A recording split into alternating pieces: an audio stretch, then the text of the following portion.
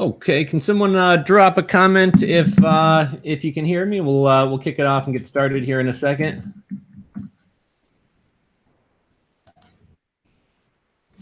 There.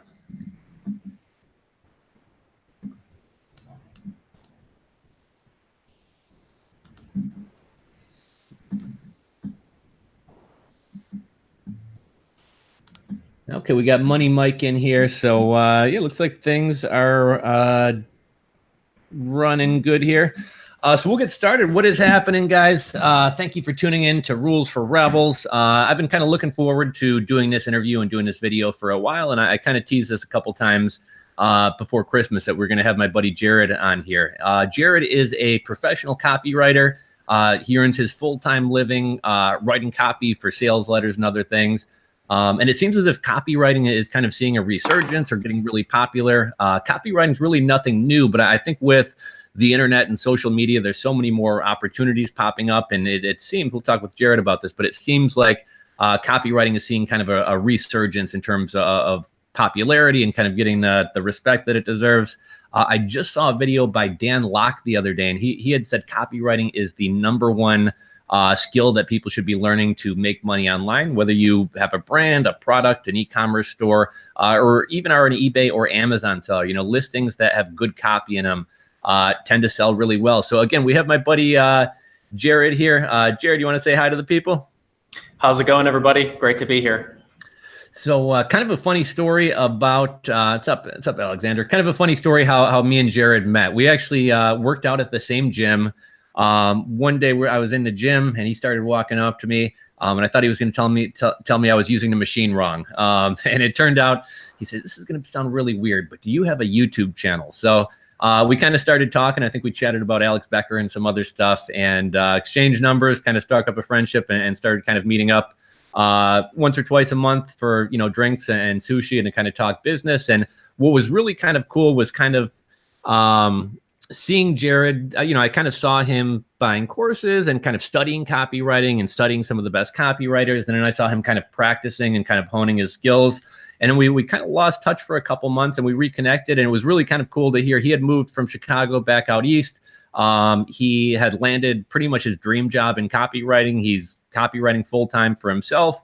I think working from his home office, kind of doing his own thing. And it sounds like he's kind of really happy with it and making a decent buck. So happy to have him on here. And one last thing, you guys, do me a favor, give the video a thumbs up. That'll kind of get it out to more people. And then also, I always wait until the end of the video to ask for questions, and then we're always hopping off when the questions start coming in. So if you guys have questions, drop them throughout the video. And at the end, we'll touch on some of these questions. If you have questions about, you know, copy for your Shopify store, your eBay listings, your Amazon listings, email newsletters, things like that, feel free to drop them.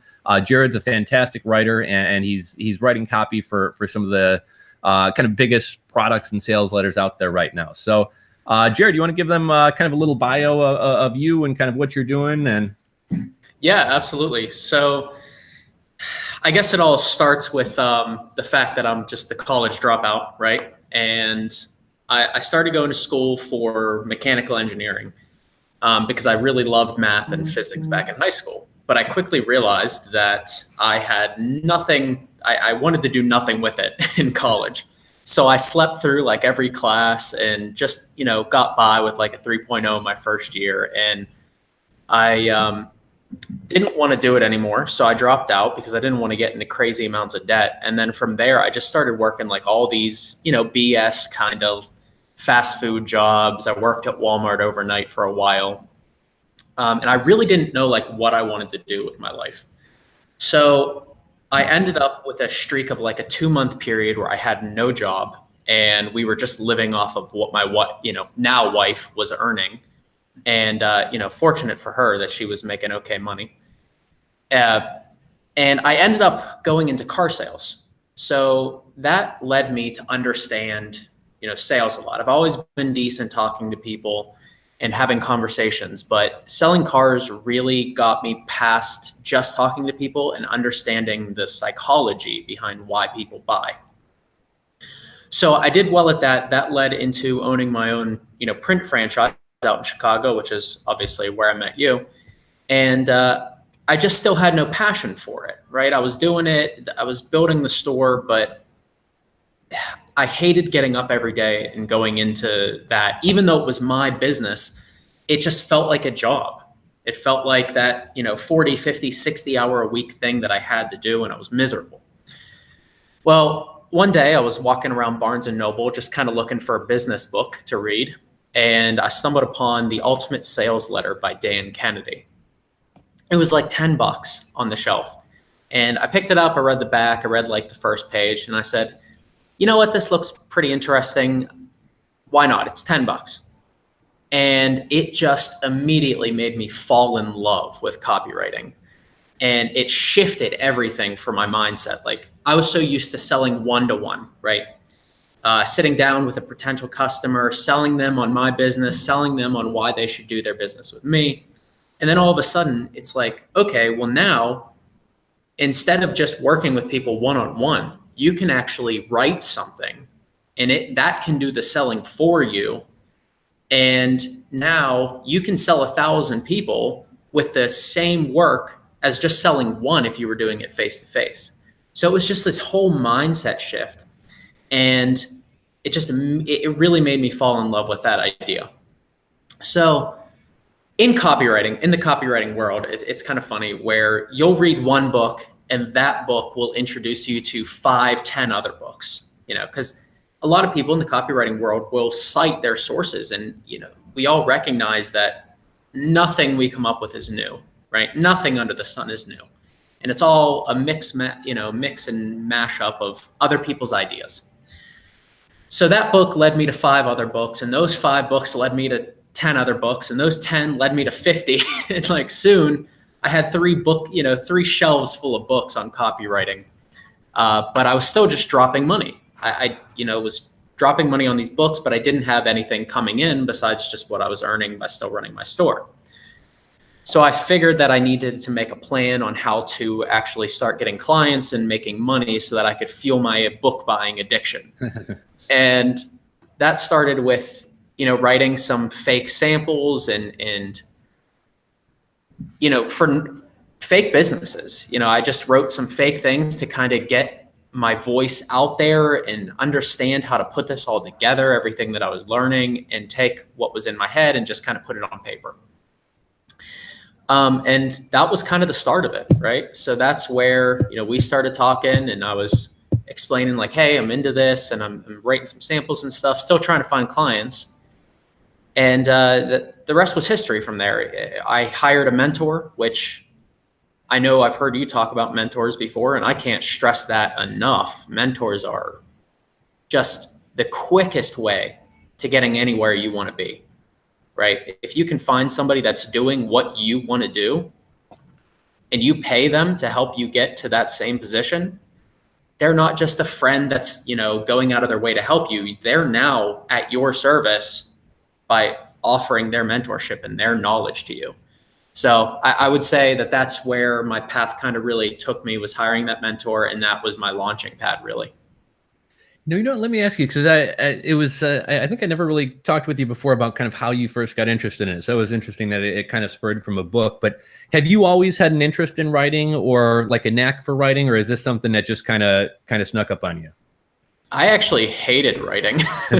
In fact, I kind of I don't know. I still do, I guess. A lot of copywriters actually don't like writing. So what they do is they just voice record and have it transcribed, and then, kind of flesh it out better from there. Because copywriting is more about idea generation than it is so much writing. So if you want to talk about like scholarly writing or anything like that, I hate that. And I would never, ever want to do that. Well, it's funny. I think when we met up over Christmas for some burritos, and I remember you saying, you said you could really be the worst writer in the world, but if you can create a vision or tell a story, like you said, you kind of said it's more about the idea. So that's really interesting as well.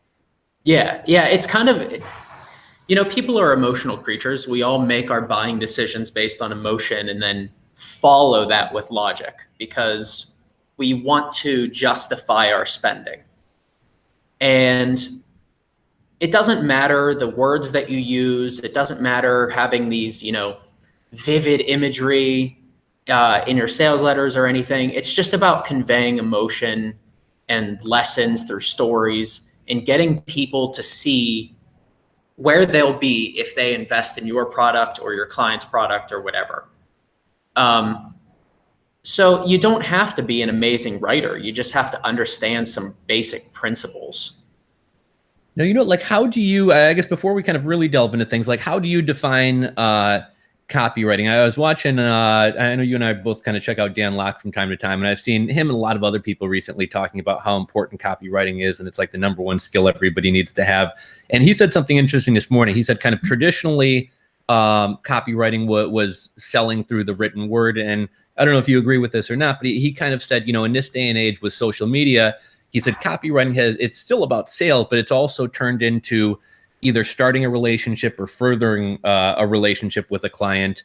But could you kind of like define, I guess, copywriting, and is copywriting different than content writing, or is there a lot of overlap? And I guess also in terms of copyright, like, is doing an eBay or Amazon title copywriting? Is it an About Us page on a website? Is it an email, a sales letter? Like, what's your definition of copywriting? The beautiful thing is that everything that you just said falls under the umbrella of copywriting, right? Content writing is copywriting, right? Writing Facebook ads is copywriting. Writing long, 40-page sales letters, that's copywriting. Writing white papers is copywriting. Technical pages, all of that stuff is copywriting. And what's amazing about it is, as a copywriter or as an aspiring copywriter, you have so many different directions that you can go into, that it's an endless world out there for you. So if you actually, there are people that specialize just in writing about pages for companies, and they make good money just writing about pages, because at the core of copywriting is understanding how to take the written word and convey a certain message and get somebody to, do something, take a specific action or further that relationship, like you were saying. Now, what I specialize in is direct response copywriting. So you're never going to see me write something that's for branding purposes, right? Like the big branding agencies out there that work with like Coca-Cola or anything like that, they all do copywriting, right? Like their commercials are written by a copywriter. They're I don't even know if they run Facebook ads or whatever, but whatever ads they're running online to keep their name in front of people, that's all written by copywriters. But it's a different form of copywriting than what I do.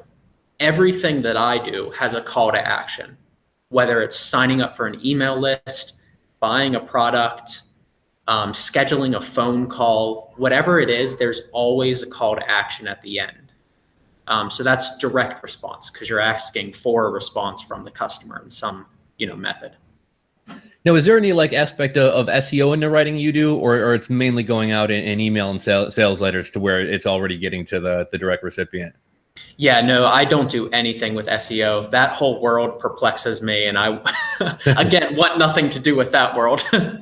Just to, one thing I talk about a lot is I think everyone runs to the same things, whether it be, Amazon merch or Shopify stores or whatever else. And so I think it's cool kind of like seeing some different ways to make money and some freelance things and some more kind of like hard skill-based things.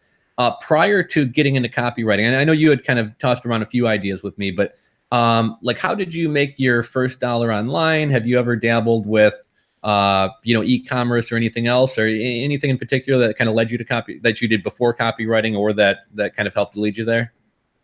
I had a lot of things that I wanted to do online, but never had an actual passion for any of them. So I never started them. Okay. I never made a single dollar online before copywriting, because money isn't the most important thing to me, right? And I know some people can do, they can do their thing and they can go and work a job and because they get a good paycheck. I just can't get myself to do that. I'd rather like scrounge money than go and work a job for a decent paycheck that I hate. But that's just me. You know, a lot of people are different than that. But I feel like I'm talking to people that are kind of similar. Well, you know, it's kind of funny. I've been doing, I've seen Gary Vee kind of pushing a message lately of like, if you know, everyone's hung up on making millions of dollars or 20 grand a week. And what he, you know, 85% of people hate their jobs.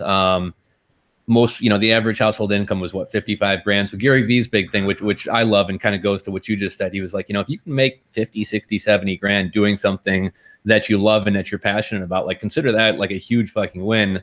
And even just like seeing kind of you and what you're up to right now. I mean, you seem so much happier than back when you were running the store and everything kind of seemed like a drag. Oh yeah, I mean it's a night and day difference between where I was at and where I'm at mentally now. Like right now, I'm sitting in the conference room of my apartment building's clubhouse, and there's nobody else here. I have the whole room to myself. It gets me out of the apartment, which is literally 10 feet, you know, across the parking lot there. So I'm about to have a daughter in literally 2.5 weeks. My wife is due, and it's going to allow me to be at home and be with my daughter as she grows up and not have to go to that 40-hour-a-week job just to support them. And yeah, I mean, you know, right now I'm not making a ton of money. I'm not like that, you know, copywriting guru that's like, oh, in the first 6 months, I made $5 million. Like, first of all, that's probably bullshit. But second of all, whatever, I'm making enough money to be happy and go out and do things on the weekends or during the week and pay bills and, you know, be ready for my daughter to come. Like, I'm incredibly happy where I'm at, and I'm only going to strive to make more. But yeah, I think it's a fucking win that I've been able to do this, and that I can wake up in the morning, just walk down to the clubhouse and do a few hours of work, and that's my day. You know, that's what I thought was kind of cool too. I know we chatted a little bit over Christmas, but like what's I guess a day in the life of a copywriter? I think you said you have like a call with your team in the morning, but I mean, outside of like an hour call every morning, the rest of the day is yours to kind of be creative and come up with ideas and write essentially. Yeah, I mean, that's essentially it. And what it comes down to is I really try and get just a few hours, like 3 to 4 hours of writing in a day. Outside of that, it's studying still, improving my skill base, reading other successful sales letters in the past so that I can gain inspiration and, you know, knowledge through, you know, proxy from the other amazing copywriters, the giants of copywriting that have existed, or just reading news, reading entrepreneurial articles, because as a copywriter, you know, you're an idea generator. If you're constantly outputting with no input, you're going to run out of ideas really quickly.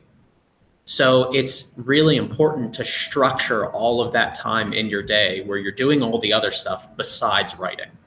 Because honestly, the writing part is the most insignificant portion of it all. It's coming up with the big ideas that's the most important. No, do you ever run into, I actually kind of enjoy writing. I do a little bit of kind of freelance stuff. And one thing that's always kind of freaked me out in terms of going into this, either full-time, taking on clients, even kind of getting a job in this space. It's almost, as far as the ideas and stuff, it's almost as if, at least to me, like asking a painter to paint a new picture every day or asking a sculptor to sculpt. Is it ever overwhelming? Do you ever get writer's block? Is it ever pressure to continue coming out with content every day? The most pressure that comes from it is self-imposed, right? I work with a great team of people. So like I have 3 income sources right now. I have a freelance client who has taken job after job with me. So like, I don't even have to search for another freelance client for now because he's just been doing project after project. And I only take one freelance client at a time because I also have my, you know, full-time gig where I work with a team, a company. And like you said, you know, I just have one call in the morning to kind of catch up with everybody and say, hey, this is what I'm up to today. This is what I did yesterday, kind of keep us all on track. And then I'm also a coach in a private Facebook group for copywriters as well. And like my time is spread evenly about around the three, and I kind of like lost track where I was going with that. So what was the question again? Like pressure in terms of having to come up Oh, with yeah. every day or experiencing writer's block and things like that. Yeah. So I think it's all self-imposed, right? Because my freelance client, he really trusts me. My team trusts me that I'm not just like slacking off throughout the day. So again, it comes down to like structuring that intake time of reading and watching news and even just watching YouTube videos. Like there's a great email copywriter. His name is Andre Chaperone, and he talks about how he watches these series on Netflix. He watches Lost, and he watches whatever, like Grey's Anatomy, all these different shows that leave big cliffhangers episode to episode, and he uses that for inspiration in his storytelling. So he actually structures TV time into his work schedule. Because again, there's nothing new under the sun. So you just take these ideas, you take all these inputs, and you let your brain kind of just create these outputs, and then you just flesh it out. So if you're ever stuck with writer's block, it's really that you just haven't been intaking enough. Now, let me ask you this. I don't know if you've ever, at least if I kind of follow correctly, you kind of stumbled into what seems to be an industry and a series of products that are interesting to you and are business related, which I think interests you. Have you ever done any writing for something like really boring, like an insurance company or an old people's home or something like that, to where it's just like, it's not as easy, or you're not necessarily as inspired by the product or the content at all? Luckily, no. And I guess could you do that also?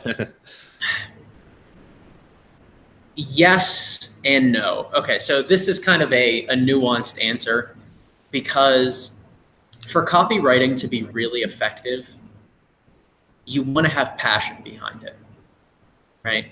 The reader will feel your passion as a writer. Just go read any book, any fiction book, whatever. You can feel ones that are phoned in as a reader. When you're writing, it's just like the same as speaking. Hopefully, you can tell that I'm pretty damn passionate about copywriting, right? But if I was sitting here really straight-faced and just kind of like, yeah, it's pretty cool, I make some money, whatever, would that really entice anybody to go into copywriting? Not really, because there's no passion behind what I'm saying. You can tell that I'm not really interested in it. So when you're writing for things that you don't really have a passion for, there's kind of these ways that you can get into it more. Like you really have to submerge yourself into that world and kind of find the passion where you can, so that your writing can come out as passionate as possible, even if it's not an area that you're super interested in. But I've been very fortunate that everything that I've done, I've been not like I've been overjoyed with what I'm getting to write for, but I find those little things that are cool, right? So I wrote some email series for a yoga podcaster, somebody who was putting on a like destination yoga retreat, and so I wrote an email series for her. And I don't do yoga. I had no experience with yoga. But in order to find those like curious things, those things that made me step back and think like, oh, wow, that's really interesting, I just sat down and did like a 2-hour, video chat with her, just kind of poking and prodding for stories and things like that, and found those interesting aspects of a field that I, would think that I had nothing interesting with. And I think you can do that with insurance. You can do that with whatever you're writing about. You just have to really go out and be purposefully curious. It was really, really kind of cool with when we were hanging out and things like that. And it was kind of cool to kind of see you in a way kind of come full circle. Like I kind of saw you buying a lot of these books and following like Ben Settle and things like that. And, this is a little bit off topic, but I think the idea of finding something that you're passionate about really is going to help you want to work on it. I see a lot of people who want to go into Amazon FBA and they're not really passionate about it. It's just they saw a video from Tanner J. Fox or whatever, and he's making money, so I'm going to try to do that. And the one thing I'll say is every time that we'd meet up for sushi or drinks or whatever, like as soon as you walked in, I got this new Ben Settle book. I'm saving up money for this next book. And at times I almost thought you were crazy. I'm like, this guy's spending my mortgage payment on books. But I mean, it all came full circle, but it was also kind of cool to see you so excited about what you were doing as opposed to just, I'm going to do this to try to make money. So I know you were telling me like you were writing for several hours a night and you were doing exercises and you were doing all this study. And I think passion is kind of what allows you to kind of not burn out when you're putting in all that effort. But I mean, everyone wants to start something and wants it to take off. And I mean, I saw, but probably like a good year of like hours per night and all this study that kind of led to you kind of doing what you're doing now. Yeah, it was definitely, I think one of the things is I don't like to sound, braggy or whatever, but I'm like kind of the opposite of that, where I don't like to give myself credit. Because even giving myself a little credit kind of feels like, oh, well, you don't deserve the credit, right? Like you didn't do what this other person did. They spent, 3 months on end working 20-hour days to get where they are. Why do you deserve this? But I did put in that time, right? No matter how much my brain wants to think, oh, this was luck. This was, just circumstance. Maybe a client, did stumble into my lap. Well, if I didn't have that preparation before they came to me, then I wouldn't have been able to provide them results. So like, yeah, being at the right place at the right time and hiring the right mentor at the right time, that all factors in, but that's everything in life, right? If you're not prepared for that instance where you have that opportunity, well, then you're screwed. You can't leverage it. No, as far as like, how did you land your first client? So like all this study went in, and then like, did you start soliciting people? Were you getting referrals? Had you ever checked out like Upwork or Fiverr or Textbroker or anything? Or like, what was it from kind of the practicing, studying to actually kind of landing paying clients? So like I said, I had written some samples that were for fake businesses just to kind of get some footing. And also if a client did come my way, I could show them like, hey, look at this writing, right? I obviously couldn't promise any results or anything, but if they liked my writing enough, then they'd hire me. I recognized that I was terrible at trying to get myself to go out and get clients. So I hired a mentor, right? Somebody who was in the trenches, who was a full-time copywriter, had, 3 or 4 retainers at the time that I hired him. He was working a lot and he was making good money, but he was where I wanted to be. So what happens is when you hire a mentor, who do you think, okay, let me start this from the beginning. You hire a mentor. This mentor is a working, whatever you want to do. For me, a working copywriter. Well, he's totally booked up, but yet he still has clients coming to him asking for his help. What's he going to do? Is he going to say no and move them along? Or is he going to try and keep them in his general sphere and instead say, hey, look, I can't help you because I'm booked, but I know a writer who is one of my students. I'll put you in contact. He's going to do that because I'm paying him, right? So it makes sense for him to push that client to me. And that's how I got my start. That's how I got my first couple clients and get some experience under my belt dealing with people. He didn't close these people for me. He didn't do anything like that. All he did was just say, sorry, I can't help you, but I'll do an email introduction to one of my students who I think can. Okay, very cool. And then, yeah, so you were kind of fortunate in that it wasn't doing a lot of kind of like BS low bar jobs and stuff you hated. You kind of went right into, I think if I recall, you were saying that job was actually kind of lined up for kind of a top tier copywriter. And so your first job was kind of the big time. So a lot of my first jobs were kind of smaller clients. I will explain that situation, the one that you're talking about, because that was pretty unreal. But I'm glad that I didn't get thrust into like huge opportunities at first, because I probably would have panicked. Not that I didn't panic, even with smaller clients, but I had a great mentor behind me, you know, and I did my writing, and you write the first shit draft, right? I think it was Hemingway who said, writing is rewriting. So you always have to get that first shitty draft out of you before you have anything good. So I, you know, had a great mentor. I would send him my first draft. He would do a video critique of it, and then I'd fix it up, and it'd be night and day difference. And that's how you learn, right? Like that's how you learn, either by the market giving you feedback and saying, no, we're not going to buy from you, or you have a mentor who's experienced giving you that feedback. So to kind of touch on that experience was, I have my current freelance client, right? I landed him from a cold outreach email. It's the only client that I've had to that I got through a cold outreach, and it's only because I really wanted him as a client.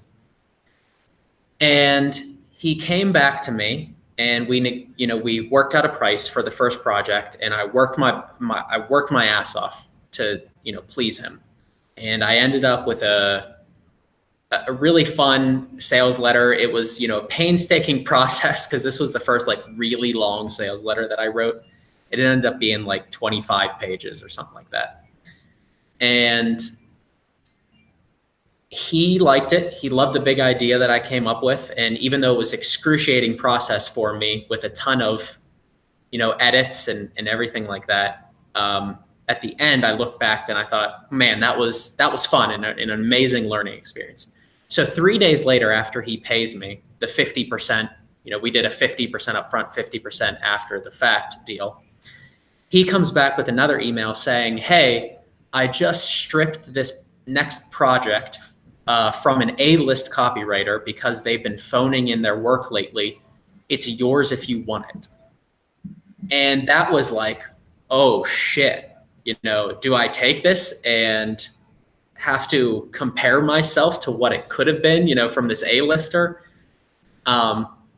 But naturally I said, yes, this was again, another great learning experience for me, and really kind of solidified my love of writing sales letters.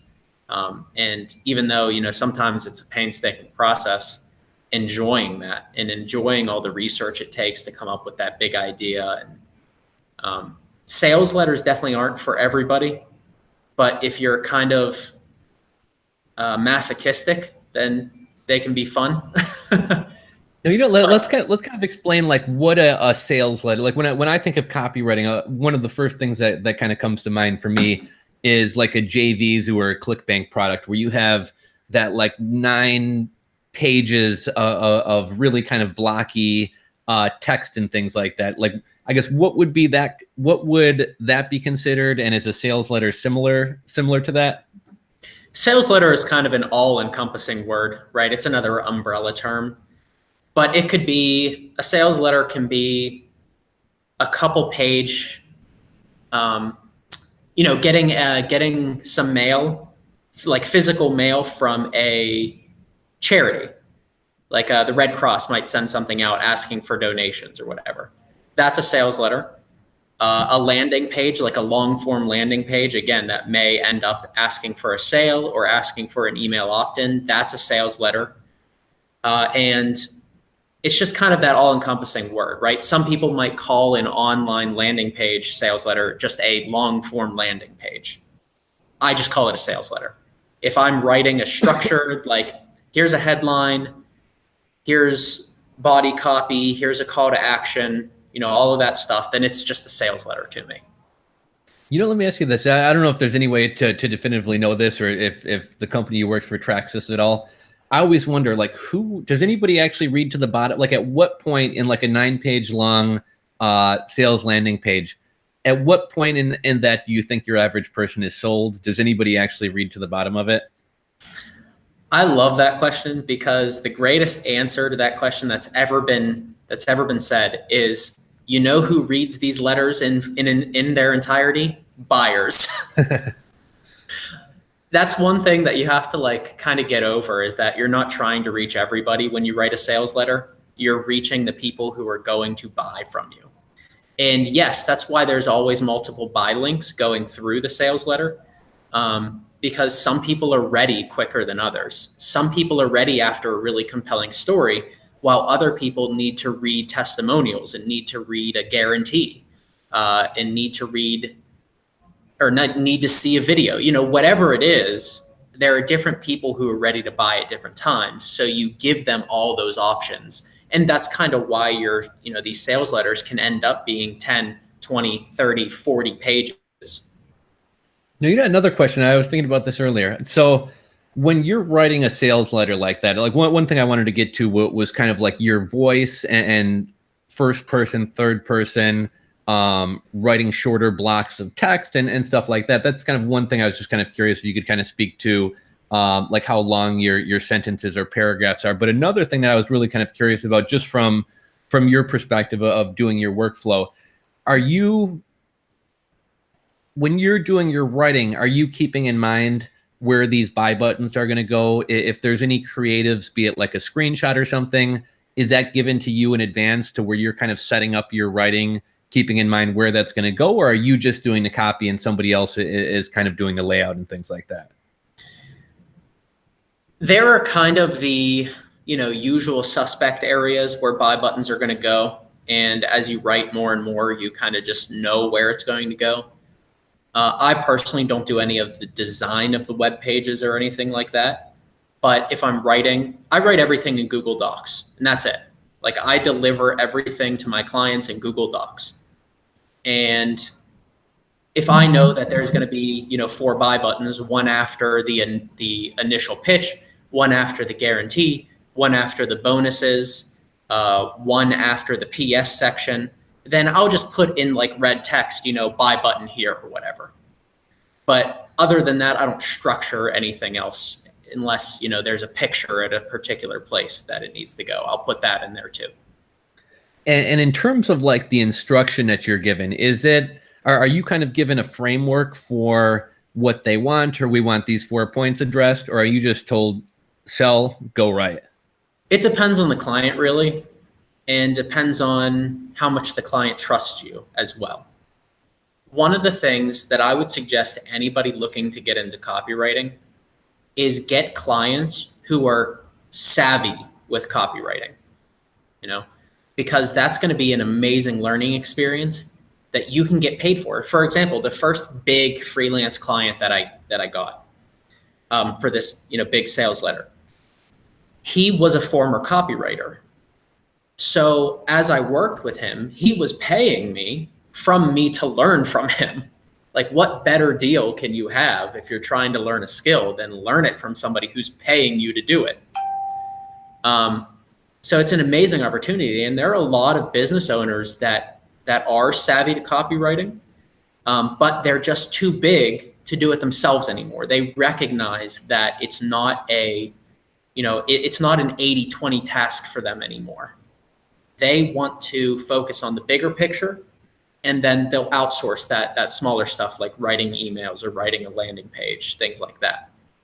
So if you can kind of go out and you know what to look for, you look for these businesses that have good copy that pull you in. If you can sit back and read a landing page and think, oh man, that really got me like in a frenzy. I really want to buy this product. That's good copy. Reach out to them. Say, you can say, are you looking for copywriters, or I'm inexperienced, but I'd love to learn, whatever. Like, you can do a plethora of different outreach styles to try and get some work and get some experience under your belt. So they'll usually help you with that. If you come in and you're upfront that you're not this, some big shot copywriter, like most people, they'll hang out their shingle as a copywriter and they'll pretend to be something they're not. I feel like I had a lot going for me because I didn't pretend that. I very simply said to clients like, hey, look, I'm not the most experienced, but what I lack in experience, I make up for in the sheer drive that I have to make you happy and provide you results. And that's all clients really want to hear, right? Because so many freelancers are trash. That's the plain truth. That's why everybody gravitates towards Upwork and Fiverr, and they race to the bottom of the barrel pricing because they don't recognize that their value to customers as a copywriter is not about them inherently. It's about the results that they can provide. So different clients will, going back to your question, they'll give you different things. They may say, like, here's the job and here's some ideas that I had, maybe flesh these out, maybe work with these, see what stews, see what happens with them. Others will say, here's what I want you to write, and here's a structure that I want you to follow, because this structure was successful in another, endeavor that I did. So if you find those savvy copywriting business owners, they'll help you out a lot. And some might help you out more if you just ask too. That's in terms of like outreaching and trying to find clients and things like that. In terms of like what your email would look like, do you feel the need, since you are a writer and you're selling your writing abilities and you're contacting them via writing, is there a need to be creative in the way that you like? I imagine if you're like, hey, Bill, I'm a copywriter, I'd love to work for you. You know what I mean? Like, you're not really, your job is to sell and you're not even selling yourself. So does a lot of thought and kind of effort go into those outreach emails? I think there's just a couple things that you need to make sure of. One, show your passion. Two, focus on their results, what you can help them achieve. Because again, it's not about you. If you sell yourself as a copywriter, then you might as well go create a Fiverr profile and sell yourself as a copywriter on there. If you want higher paying clients, then you're more than a copywriter. You're a results provider. For example, let's say I write an email that ends up bringing in $5,000. Well, so what if the company paid me $400 for that 200-word email then? They don't care. They just made, $4,600 off of me. So what's it matter to them that they paid me $400? It doesn't. Most of the clients that are searching Upwork, that are searching Fiverr, they're looking for those bottom of the barrel copywriters who just are going to do it as cheap as humanly possible. I would recommend that you don't go that route. It works for some people, but that's not how I wanted to set up my career. Now, let me ask you, I tried Text Broker as an experiment and to kind of make a video out a couple weeks ago. And I mean, it didn't take, people almost go in there, I think, with the expectation that they're going to hire somebody who's not a English speaker as their first language. And so it was very easy to kind of crank out crap and give it to them, and they were happy with it because it probably still is better than a lot of that stuff. Do you think it's even worth doing those sites for somebody who's looking to practice rather than writing a fake sales letter for Shopify, even though I haven't been hired by them? Should I do the writing fake stuff, or should I take on some of these low-paying jobs just to kind of build a portfolio and to, kind of get my feet wet? Taking on that portfolio work and getting paid for whatever you write is a great way. That's like, I'm not shitting on that method at all. That's what a lot of people do. I was just fortunate enough to see the value in hiring a mentor first, but other people go different routes. Not everybody has the money to drop on a mentor, and I get that, because a good mentor is gonna cost money. So if you can simultaneously get paid, even if it's shit pay, even if that's the case, if you're writing consistently and you're outputting and you're making happy clients, then that's an amazing way to get better and better. Just don't fall into the trap of staying at that cost and never moving out of it. That's, I could see some people kind of getting trapped there and just never growing beyond that. One thing I kind of wanted to get into a little bit was, for anybody who is curious about this, interested in trying to find a new revenue stream, even looking to I guess do it for their own business. But just in terms of copywriting in general, do you think that it's a skill that is kind of innately in people, or is it something that people can develop? I was talking to another guy recently who quit his job to do coding and programming, and I asked him, and obviously that's a completely different skill set, but he said, no, I think you're either kind of adept at the, obviously everybody has to learn, but I think this is either something that's in you or it isn't. Can anybody copyright, or is it something that's kind of geared towards people with kind of that skill set naturally? Everybody can copyright, and everybody should copyright. Everybody should learn copywriting, no matter what you do. Even if you just want a job, even if you sit at a desk 40 hours a week and you have a job, learn copywriting. Because learning copywriting is learning human buying decisions. You know, it's learning that selling psychology. And when you learn that aspect of how the human brain works, you can understand better how to give yourself a raise. You know, go to your boss or write an email to your boss so that you can have a meeting with him and ask for a raise. Like, all of this stuff comes in. For example, let's say I wanted to go to my boss and ask for a raise, right? I wouldn't go and say, I'm a good worker, so I should have a raise. I would say, hey, look at these results that I've brought this company. Look how much money I have personally made this company. Because of that, I feel that I deserve, or, you know, that I should make this salary, right? And maybe I brought in $1 million to the company last year. So I think that it's fair that I have a $15,000 a year raise, right? They can say yes or no, but when you frame it like that versus just walking in and saying, hey, give me a $15,000 a year raise because I'm a good worker, nobody's going to do that. If you frame it around the results, then it's so much easier to make people see the value in buying, you know, you, or hiring you, or giving you a raise. For business owners, it's a no-brainer. You know, you have to, if you want to separate yourself from the loads of other businesses out there, you need to have better copy. And I'm going to look up this company because it's an e-commerce company that sells high-end clothing. It's the J. Peterman catalog. Is that from Seinfeld? I'm sorry? Wait, wasn't Seinfeld J. Peterman? Oh, I don't know. I wonder if there's any connection. But this is a real company that's been around for a long time.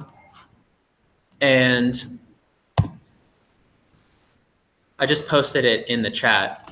But what they do is they sell high-end clothing, and their copy is amazing. Like, they'll sell you an $80 black t-shirt. And you might think that sounds crazy, but when you read their descriptions put you in a different world. They're short, they're a couple paragraphs, but they just have this way to get you past seeing a t-shirt and instead getting you seeing an experience of yourself in that t-shirt. You know what's funny? I was just Googling this. I don't know why this is so amusing to me. I was a huge Seinfeld fan, but you remember? I don't know if you remember Elaine. I think she was kind of a copywriter for catalogs, and I just Googled it. Apparently, the dude in Seinfeld is this guy who you're referencing, an American catalog and retail entrepreneur. But I'll always remember during Seinfeld, she'd be like, "This beautiful alpaca from the hills of," you know, like that type of thing. So that's funny. pretty crazy. I guess that is a connection between the show and the real life business. I actually never got into Seinfeld. I mean, I've seen episodes here and there, and I know the characters and everything, but I never got into it. There are a lot of copywriters who swear by just watching that show endlessly because it's a great lesson in storytelling, right? They don't do, like, there's no plot to the show. It's just kind of like these 4 or 5 ordinary people's lives, but yet they make it interesting, even with no overarching plot going throughout it. And, you know, it's kind of like watching Lost or watching these really good stories.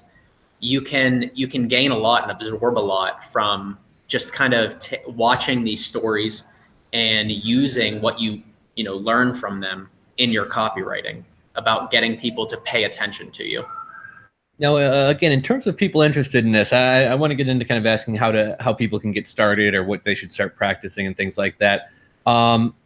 Just to give people some resources to get started, if you have a couple favorite YouTube channels that are resources of yours, a couple of your favorite copywriters, people could maybe look into their work or view examples of their past work, and or a top couple books that really kind of helped you get started. Just and I'll go ahead for anyone who's watching after the fact. I'll post these in the description box below as well. Yeah, so there's definitely there's definitely a handful of copywriters that are must studies. And the amazing thing is that all of them give out so much, free information, and they're like A-list copywriters, people that you would never think would be exposing all of their, tricks and stuff. And they might not expose them all, but they certainly are amazing for studying purposes. And they have, either daily or weekly email lists. So definitely some people that you want to, subscribe to is Ben Settle. And I'll put this in our chat so that you can link everything. bensettle.com. He's primarily email. He does have, one product that he teaches how to write sales letters, but his email style is, he's definitely an A-list email copywriter. He's the go-to guy, one of the go-to guys in the industry. Another woman who is in like one of the highest paid A-list copywriters right now, her name is Kim Krause-Schwalm, and she has a weekly email list. She'll send out every Friday, and it's just like packed full of amazing direct response copywriting information. One guy that's great to follow if you don't know necessarily what kind of like sphere of copywriting you want to get into is a guy named Neville Medora. And he has a course called the Copywriting course, but it's like copywriting with a K. So it's like KK copywriting course. And he has an email list that he sends frequently to. He has a great website that has a lot of resources. I guess those are some of the, those are some of the main people that you can start out with, because they'll all lead you to just tons and tons of other resources and learning materials.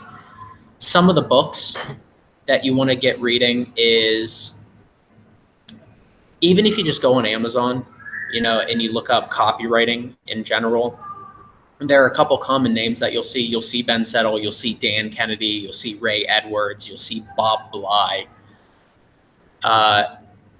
Just go in and look at the reviews, make sure that they're good reviews, because again, anybody can kind of put an Amazon book out there. So you kind of want to be reading the best, or at least really good, solid information. So any of the working copywriters, like any of the big names in the industry, are going to put out good information. Ben Settle's a funny one. You got me started on him, and I know he has a podcast, a YouTube channel. He also is kind of an entertaining guy. He kind of cusses and he gets a little bit vulgar and stuff, which kind of makes it a little bit more lively. And I think he does a daily email every day, right? Yeah, email every day. He actually ended his podcast a couple of weeks ago because he just wants to move in a different direction and do something else.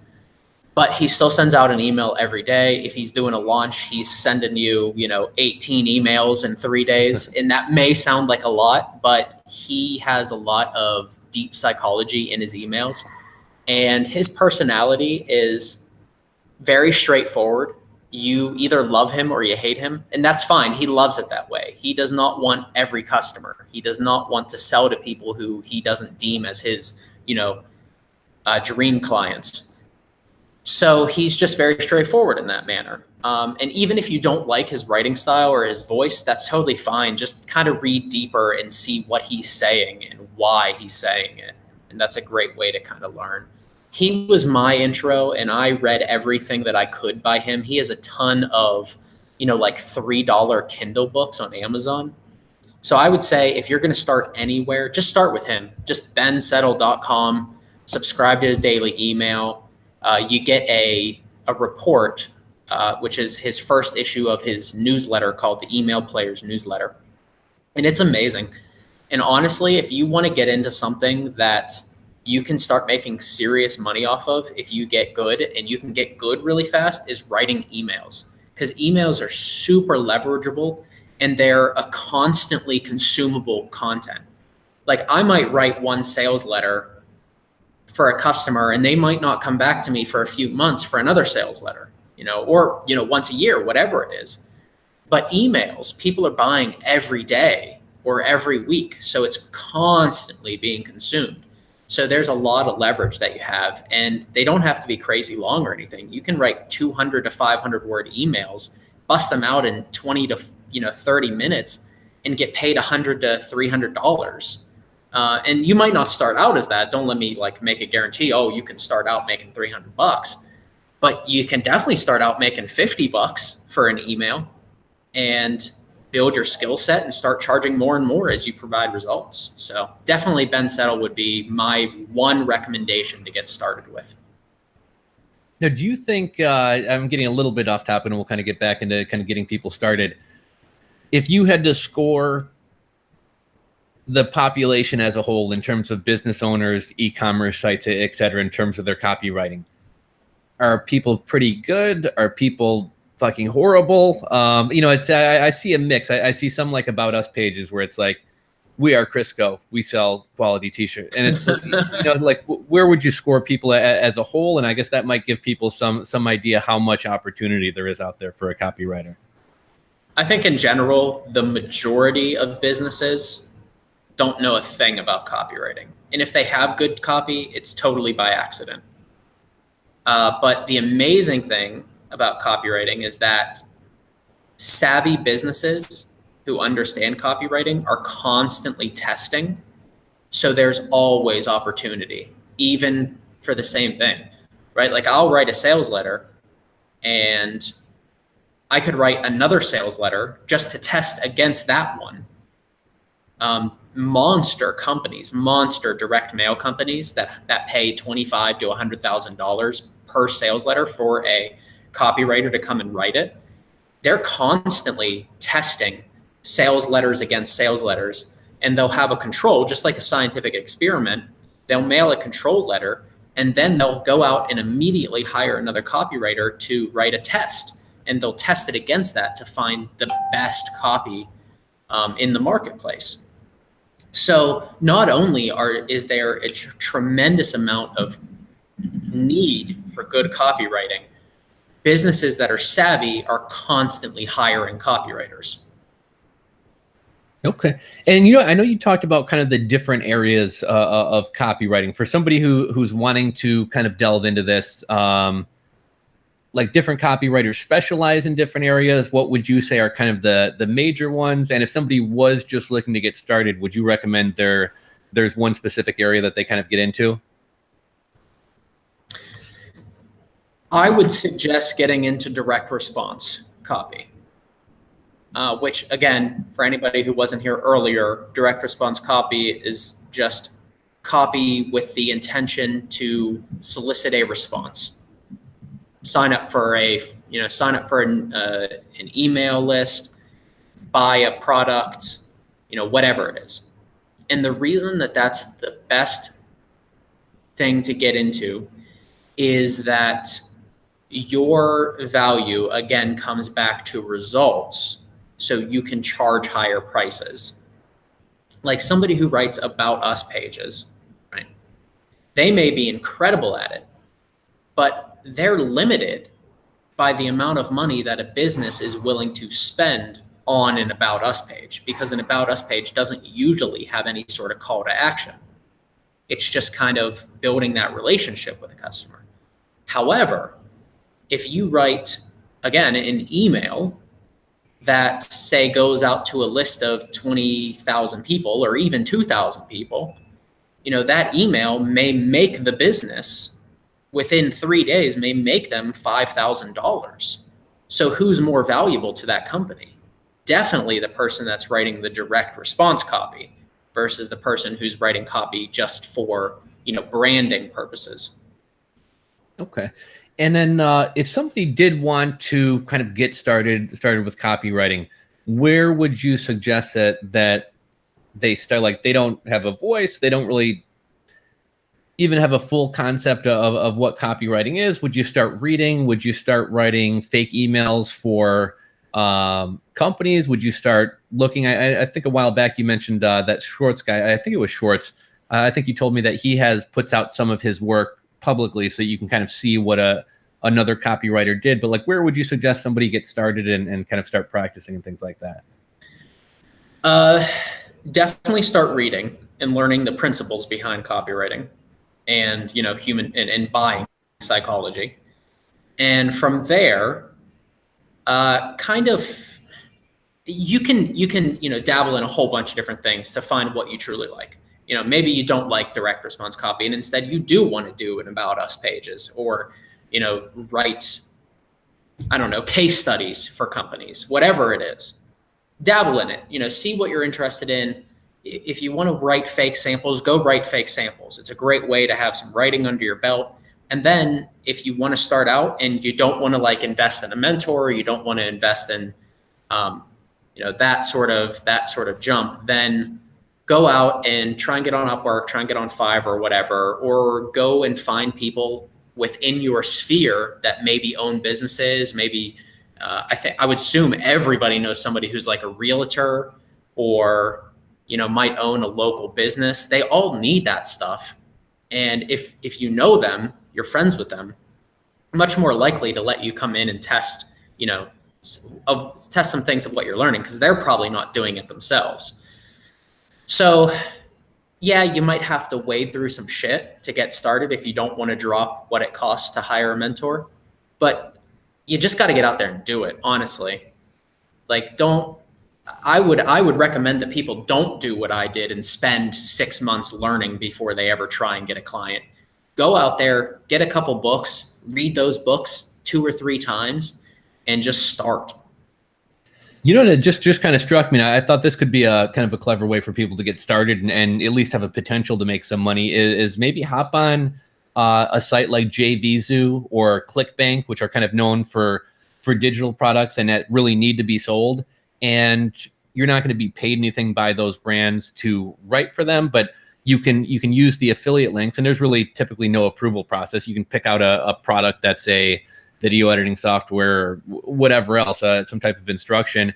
And you could literally just start practicing writing those. And if your writing's actually good, maybe you'll make some money off the affiliate stuff. I could see it maybe potentially leading to maybe them hiring you. But there's kind of a way that somebody could actually find a business and actually kind of start putting it into practice right away, maybe. That's honestly an amazing way to get started. Something that I didn't even, think of off the top of my head right now, but yeah, definitely do that because if you can leverage your own writing, here's the thing, you're always going to write better for yourself because you're writing in your voice versus somebody else's. And if you learn how to sell things on your own, you're that much more valuable to companies because it's all about this whole game and making a lot of money in this game is all about demand for you, right?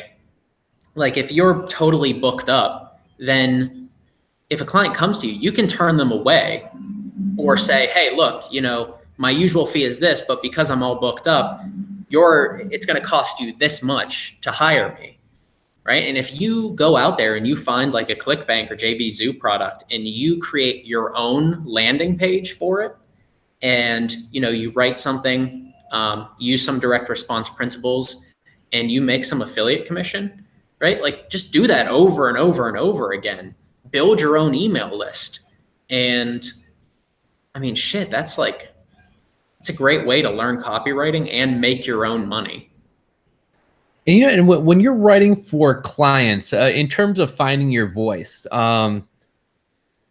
I just picked up a new client. It's kind of more digital marketing than it is direct copywriting, but I struggle to, is she going to like the way I'm coming across? And with her, she doesn't really want herself to be seen, doesn't want to be part of the story.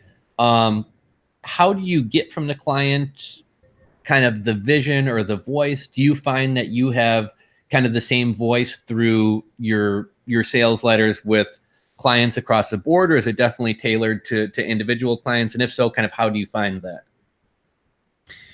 It's definitely tailored. And the best way to find that is submerge yourself into their past materials. Read their blog posts. If they have, previous emails that they've sent out, read them. And then also, it comes down to knowing the market. Knowing the market is far more important than understanding exactly what your client says. So would you check out some of their competitors as well and see what other people in the space are doing? Absolutely. It's all about the research part of things, right? If the better you are at research, the better copywriter you're going to be, because it's all about, again, hitting those customers on an emotional level and seeming like one of them. Nobody likes buying from an outsider, right? They like clicks. People are naturally inclined to click together with people that are like them.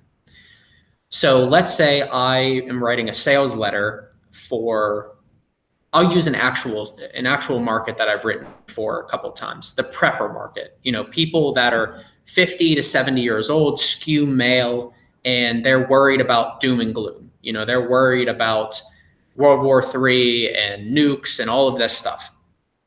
And they have, you know, a bunker underground, and they have food for 2 years stored up, all of this stuff. Well, if I come in and I don't know anything about this market, and all I have are just preconceived notions about what they think, I'm not going to do a good job writing a sales letter to them, even if I know what the client's voice is, because I don't know what the common terminology is in the market. So what I'm instead going to do is I'm going to put a lot of focus on going to the forums, going to forums that these people hang out on. Maybe it's Reddit, maybe it's, you know, different forums that you can just type and find in Google.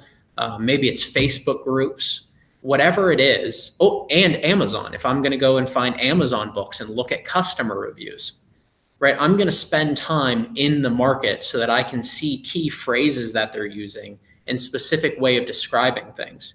And when I can put that in my writing, now I'm not an outsider to them. I'm somebody that's in their clique. So they're much more likely to buy from me because they, without even thinking about it, they trust me more because I have the same terminology as them.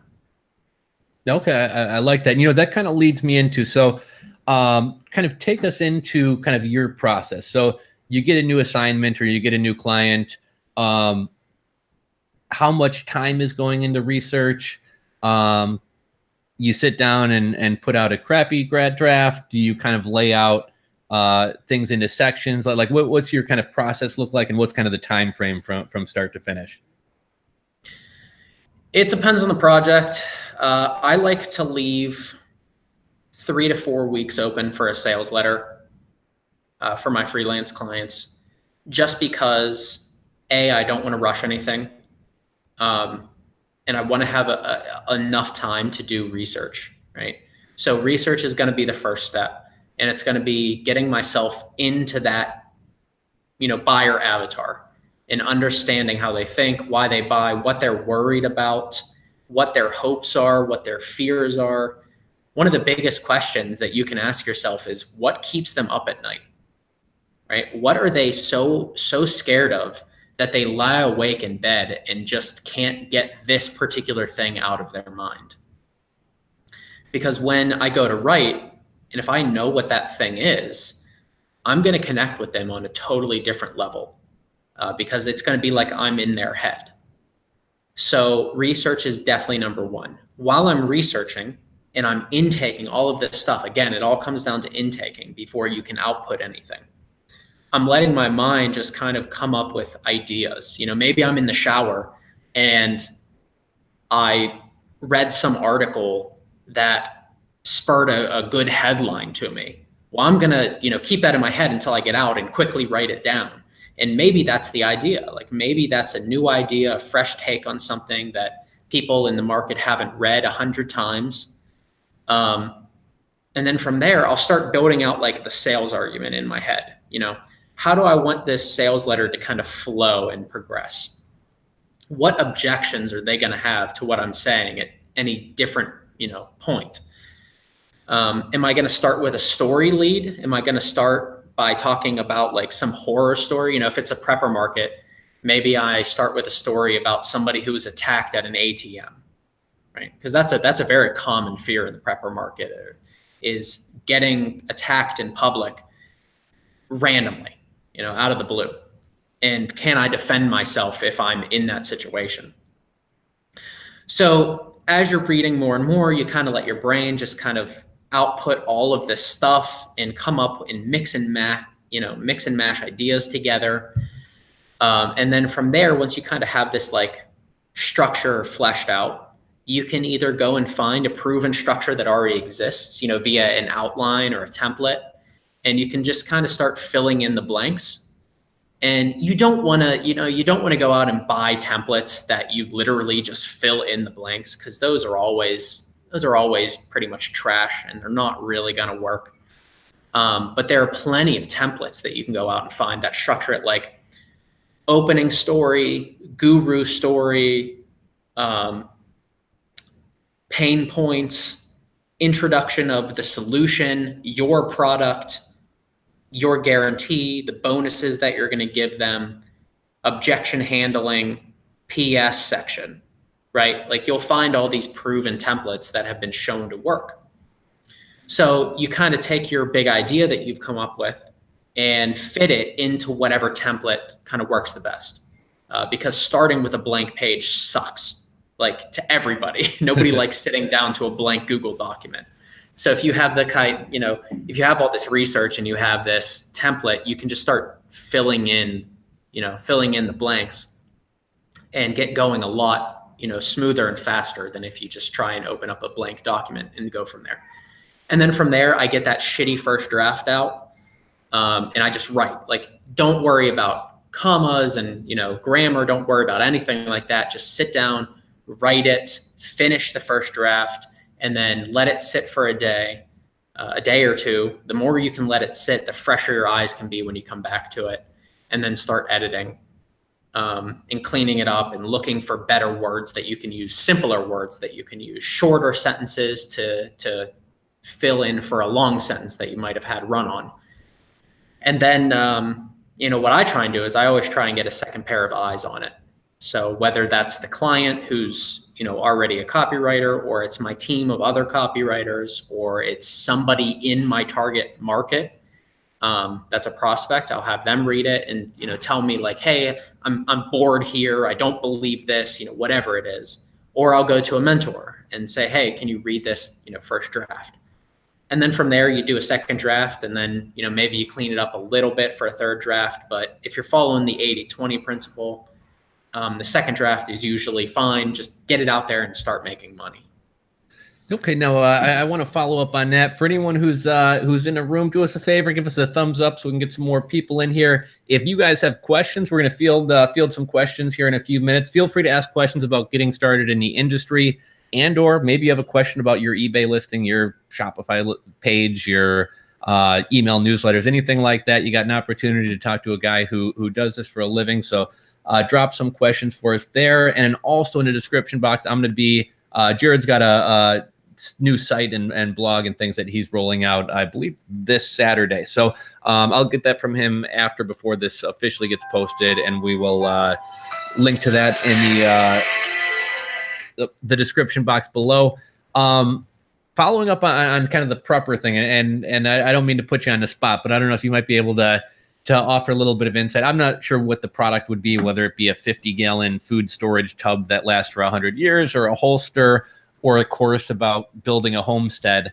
But when you have your story about getting robbed at the ATM, what does the transition into the sale or the pitch or buy this product? Like, can you kind of shed some light on kind of what that looks like, or what that transition is like? Yeah. So let's take a random example and say that the product is you wouldn't start out with a story about getting robbed at an ATM unless the product was something about like a self-defense course, or, self-defense principles, or selling your own, services. Like maybe I'll teach you via video, or if you're in a local area, hey, come to my dojo, whatever it is. The product, you always want that to relate to the story somehow. So if I start out with a story about, maybe I read a news article about some 80-year-old man who was, we're going to get really grim here, was beaten to death at the ATM over $100 coming out of the ATM, right?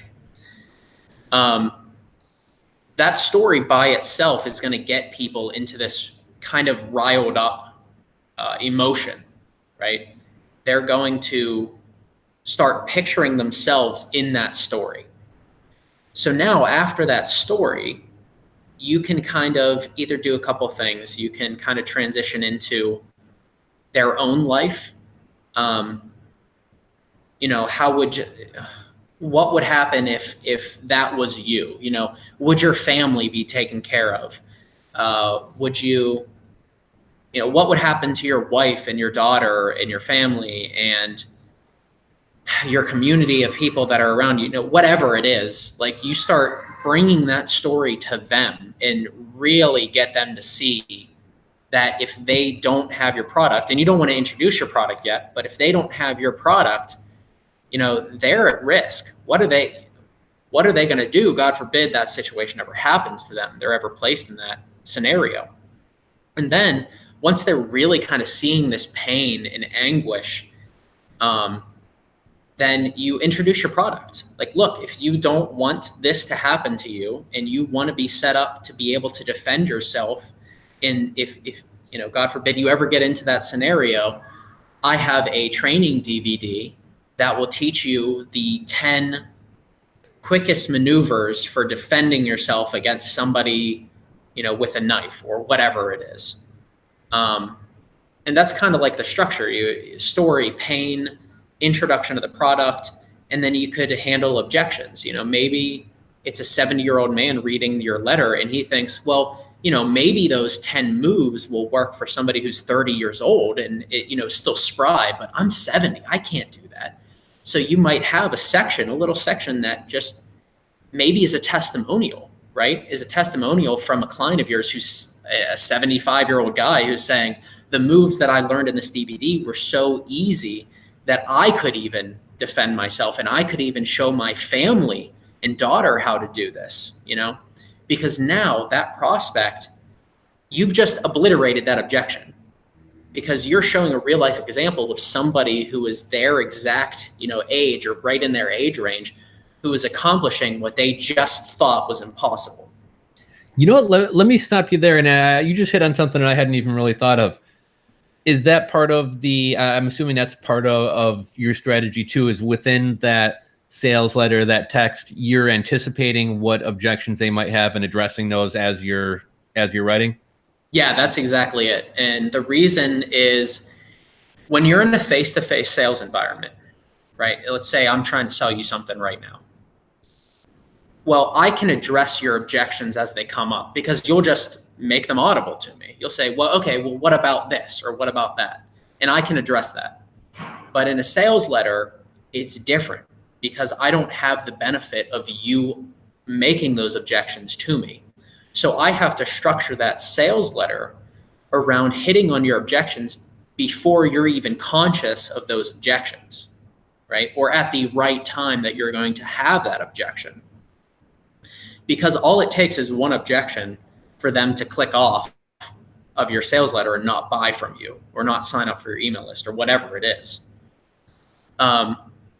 So when you're doing your research phase, you want to find and you want to think about all those different objections that people might have and write them down, you know, write every single objection. I'm too old for this, or I don't have any martial arts experience, or, you know, I know you've bought products like this in the past, but this one is different for exactly. I've tried other products and they all failed. Whatever it is, I never leave my home. Why should I have to worry about this? Right. You know, whatever it is. And you might then show a statistic of how many people have their homes robbed in the middle of the day, you know, whatever. You might show a statistic to prove that point inaccurate. So then when you're finding your structure of the sales letter, the outline that you want to use, you can just kind of put that all in there and flesh it out. And that's where the benefit of having somebody look at it comes into play, is they can say, well, you know, I get bored at this section.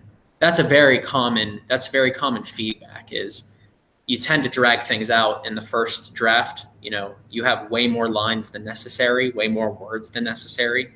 So great feedback that you can get is just like, I got really bored here and I wanted to stop reading, because if you bore your reader, it doesn't matter how long your copy is, if it's a page or if it's 500 pages, if you bore your reader, you won't make that sale. What's the average length of, I'm sure depending on product and format and everything, but like on average, is it a couple paragraphs? Is it a page? Is it 3 pages? Like for an entire sales letter? Yeah. I have kind of niched myself into 15 to 25 page sales letters. Ooh. I'm writing for products that are going to require that amount of space to go through the entire buying, argument. Okay. And then kind of getting to how to write and ideas and things like that. I know you had talked to me before about a couple, I guess, kind of exercises or helpful things. And one was writing your topics on Post-it notes and literally sitting on the floor and kind of lining that up to set a format and then writing in your paragraphs to fill those in. I remember you had told me that at one time. And then I remember also another story that you have told me in terms of an exercise. You said you were sitting in a parking lot and you saw a tree and you started writing a story about the tree with an analogy to the branches. And so I guess for somebody who might be stuck or even doesn't even know where to begin, those and or any other helpful tips or exercises that you can, I guess, kind of recommend to people? Yeah, there are tons of ways to structure things. And one of the great ways, like you just said, is getting a stack of note cards or Post-it notes. And when you have an idea for a headline, write it on there. When you come up with an objection, write it on there. When you have an idea for a different section, write it on a Post-it note. And then let it sit, and then kind of put yourself in the buyer's mind after this research that you've done, and kind of think about where those objections will come up, and just structure your Post-it notes in the logical format. And now you have your outline. And so you can sit down on Google Docs and you can just take Post-it note by Post-it note and just say, okay, so now I need to come up with an argument against this objection. And now it needs to be this objection and then this one. And now I'm going to get into my close and do my price offer. Excuse me. So that's a great way. And then as far as the tree story, I wanted to write a blog post, but I really didn't have any ideas. So I was literally sitting in a parking lot at Panera Bread, and I just did this exercise, like pick something totally random, and then try and relate it to what you want your blog post to be about. So I'm going to try and do it on the spot here, but it might fail miserably, but let's try it. So right now I have a coffee cup sitting here, and give me something that I'm going to try and relate this coffee cup to, like a call to action. Maybe you as the client want me to have a call to action that goes to an email opt-in form, and your business is what? What do you do? I sell education on like business education or business training. Okay.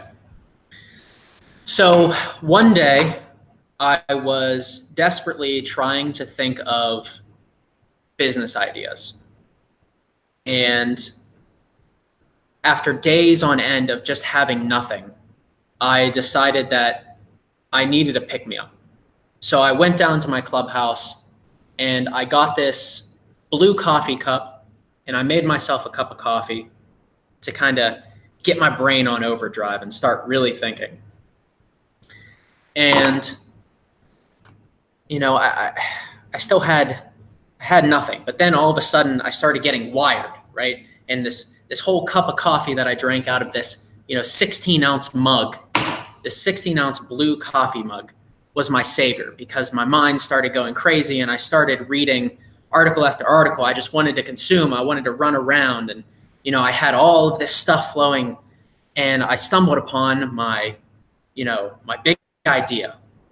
Well, you know what?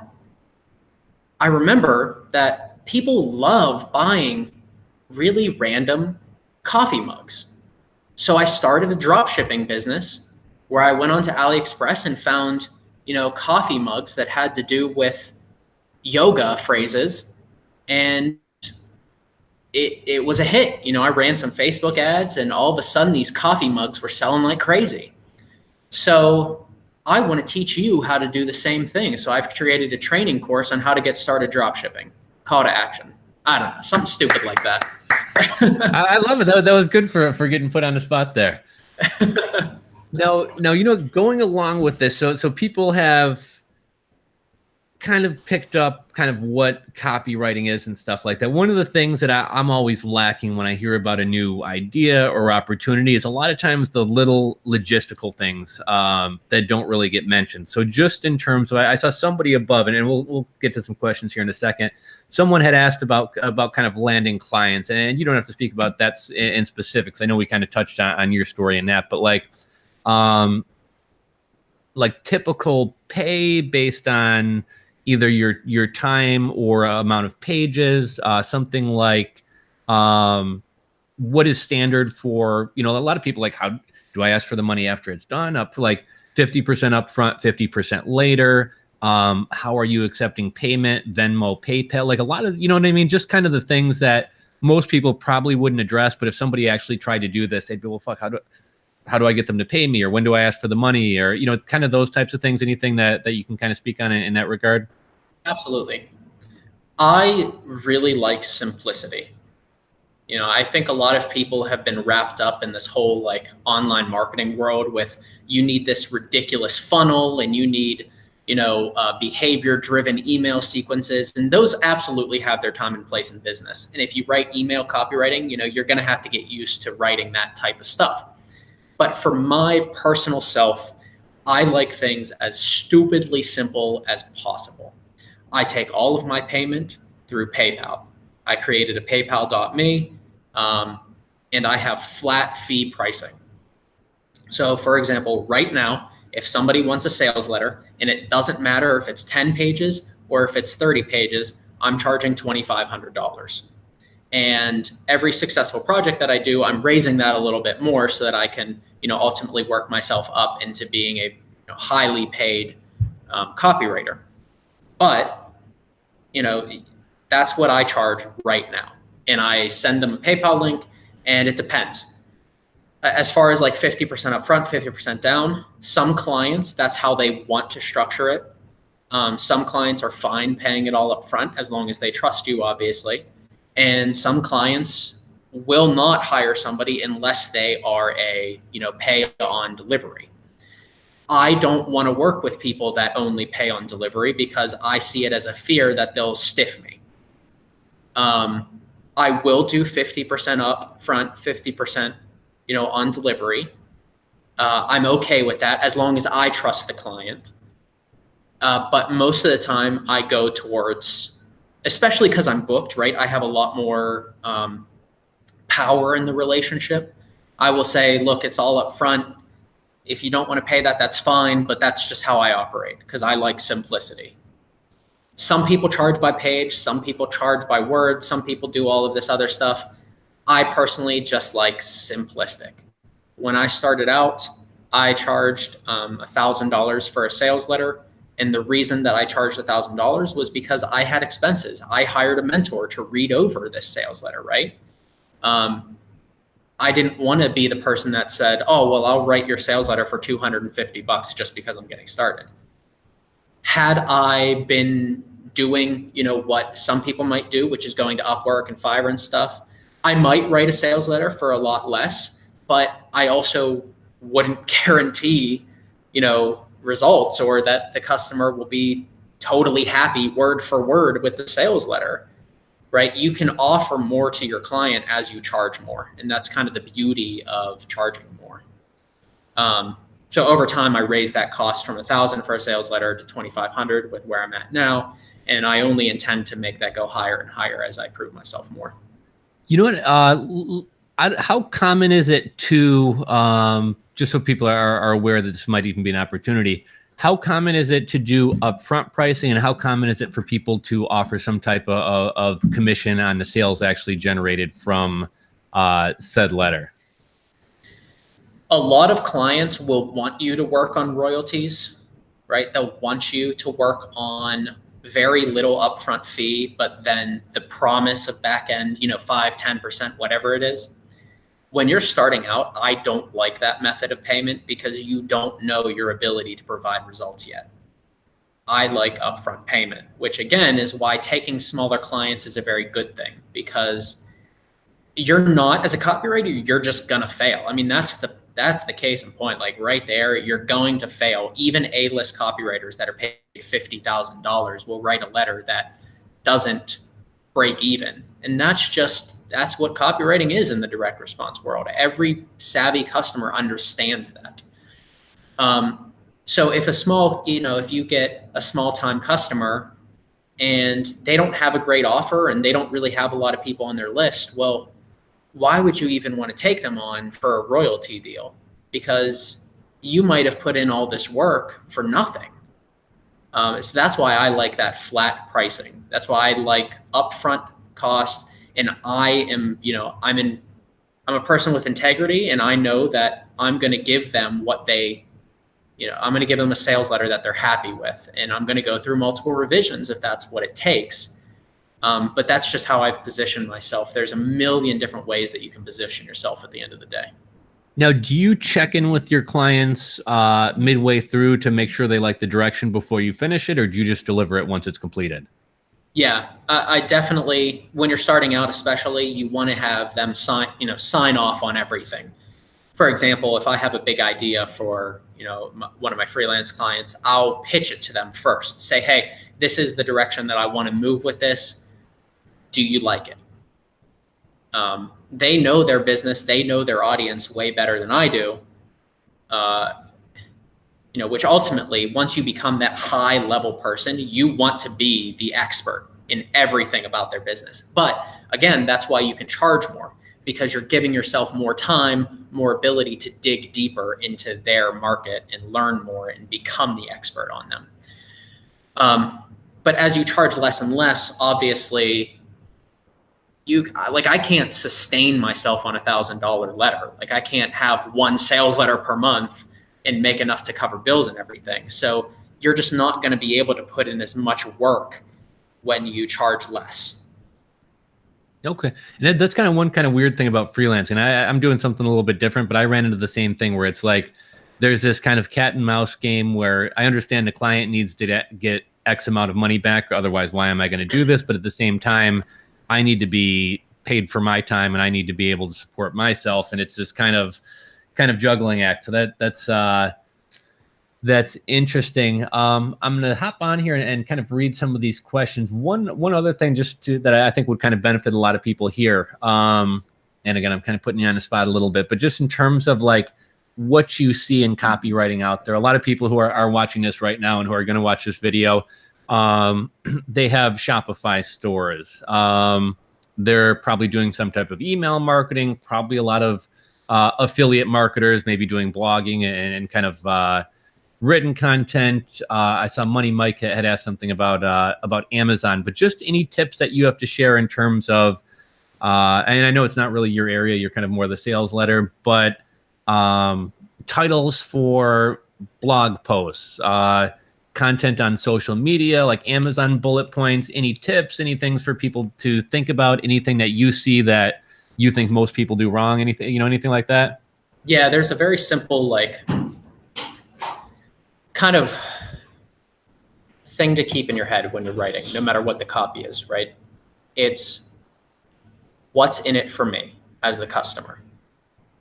So inherently, nobody really cares about you or your product, no matter what you're selling. If you're a Shopify store and you're selling, t-shirts, whatever it is, nobody inherently cares about your t-shirt until you can paint a picture of what's in it for them. Maybe that's community. Maybe you're selling, Bitcoin t-shirts, and you're not selling the t-shirt, you're selling the fact that when they have this shirt, now they're in a community of people that are like-minded. For example, everybody wants to belong, everybody wants to be a part of something. So the best thing to do is, forget about copy. Write down what your product how your product benefits the customer. And if you really hit on how your product benefits the customer, it's really hard to go wrong. Because at the end of the day, there's a breakdown of 40, 40, 20. 40% of success is your offer.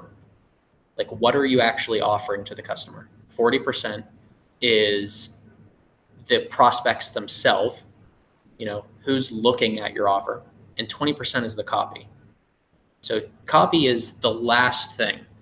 If you make sure that you're offering the right product to the right person, and you can really hit on those benefits on how they'll benefit from buying your product, now you're going to sell much more than the person who goes on and lists like, this is a 100% cotton t-shirt. It's made, in Cambodia, and it's got these words on the front. Like, that means nothing to a customer. You know what I think is really interesting about what you just said is I think that's most of our natural inclination is like, we are XYZ company. This is our and it doesn't tell anything about why somebody should buy it. And especially a trend that I'm starting to see a lot is everyone was wanting to do lifestyle brands. And I think especially with those more than anything else, I think it's a huge challenge marketing. But simply throwing a dumbbell and the word monster on a t-shirt, like, who fucking cares? The reason a lot of these big brands are so successful is because you're buying into that lifestyle. Like, I don't know, shit, like even just like a Newport commercial, like, hey, everyone's having fun at the beach. I don't even like Newports, but I kind of want to smoke one. But yeah, exactly. I think especially with lifestyle brands, I think getting people to want to associate with something, or I think that's probably the best example that you could possibly give. Yeah. There's a whole bunch of schemas, reasons that people buy, and fear of missing out, desire for community, fear of neglect, fear of rejection. There are a whole bunch of reasons that people buy. So just figure out why your product solves one of these problems or provides relief of one of these problems. So. Okay. Now, there were a couple questions in here, and I know we've been on here for a while, so I'm sure you got some writing and some other things to do, so I'm not going to keep you too much longer. I wanted to hit a couple of these questions. If anybody who is on wants to drop a couple more, even if it's related to your specific business field, to do so, feel free to do so. I know Alexander talked about oversaturation in the market. I think you could say that about pretty much anything, but I think there's probably plenty of opportunities out there for copywriters. He had asked about I want to hit on that real quick. Oh, go ahead. I want to hit on that because I know it's a really scary thing. Like, as a copywriter, you go out and you see on Facebook or Fiverr or whatever, you see 1 million people with that term. I'm a copywriter, and it can be really scary thinking that there's this oversaturation. Because you haven't seen the opportunity yet. And me just saying there's an opportunity, again, doesn't mean anything to anybody because people don't know me. I could just be lying to sell them something, right? Which I'm not, but whatever. If you don't see the opportunity for yourself, then you may think that there's this oversaturation of copywriters. But you have to realize that 99% of those copywriters are what I call Facebook copywriters. They simply call themselves that, but they don't have any paying clients. They're not trying to actually outreach and get clients. They want the lifestyle without the work. So they think that putting that term out there will get them something, but it won't. For people who are thinking, and I don't know why this just kind of hit me, but in the world of e-commerce, drop shipping, whatever, I would say there's probably more trash bullshit out there in terms of content and courses and things like that. For somebody who's looking to get into copywriting, I know you mentioned Schwartz and Ben Settle and some of these guys. Do people need to, just with you talking about fake copywriters, is there like a big, I don't follow the space super closely, like, are there a ton of bullshit artists selling copywriting courses? Should they stick to the big names? Yes, there are, just like anything, where there can be money made, there are people who are going to swindle you. That's just the way it is. You want to look for people that are talking about principles and not tactics. And here's how I describe the difference. Tactics are things like you'll get a 300% better open rate if you include the word whatever in it. You know, if you include the word free, that's a tactic, because eventually that tactic will change, right? Like we've seen email service providers start flagging emails with the word free in it, or, you know, make money or whatever, as spam. So now you have to get around that. So it's a tactic.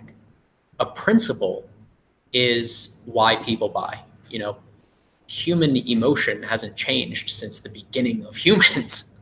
It's always been the same, and it will always be the same. So if you just look for people that are teaching principles and not tactics, then you're probably pretty safe. Okay. Let's see. Someone had asked about the t-shirt company. That was a J. Peterman t-shirt company. They sell a lot of stuff, but it's just jpeterman.com. Okay. Someone had asked about how you got into copywriting. I know we addressed that at the beginning, so people can kind of rewatch that. And then we kind of touched on other people starting out, but just to recap, cold outreach is cold outreach or starting on a platform, as long as you have a plan to transition off, would be a good plan for that. Yeah, I'd say there's 3 different ways. If you have the money to drop, you know, hire a mentor. That's going to be a great way. There's obviously no guarantee that you're going to get clients that way, but at least you'll have somebody who's in the trenches giving you direct feedback about how to get started. And I'm going to move this because the light is getting overhead. Or yes, those other 2 things: cold outreach and starting on a platform. Okay, my buddy Money Mike had asked about Amazon stuff. I think the one difference with Amazon, I think that's probably more that's a lot more focused on SEO than it is selling, because ultimately you kind of just want to be seen. So I think that's probably more of an SEO and less of a copywriting question. So maybe I'll make another video on that one. Let's see, Kevin. There is some SEO with Amazon, but don't disregard the actual like buyer psychology with Amazon listings, because yes, you want to have the SEO stuff in it, which again, I don't know anything about, but you also want to make sure that you touch on the benefits of what your product will do. For example, let's just say I had a radio, and the radio had a knob that goes up to, I don't know, a certain volume. That's a feature of it. It goes up to a volume that most other radios don't. Well, the benefit is now you can hold more rager house parties and have louder music and have more fun and have a better life. So at the end of the day, you're not buying the stereo because it has more volume. You're buying it because you want the benefit of having that higher volume. You know, I like how that kind of doubles down on what you said before. Is a lot of people are just going to sit there and we're 2400 hertz and da-da-da. That means nothing to me. But, you know, when you take the radio out on, or that MP3 player out on the boat on the weekend and you got the engine running, you can actually hear this over. So yeah, like focusing on, like you said, on the benefits over the features. Let's see, Daru, what kind of aspects would you focus on for small sales, like one and done Facebook ads?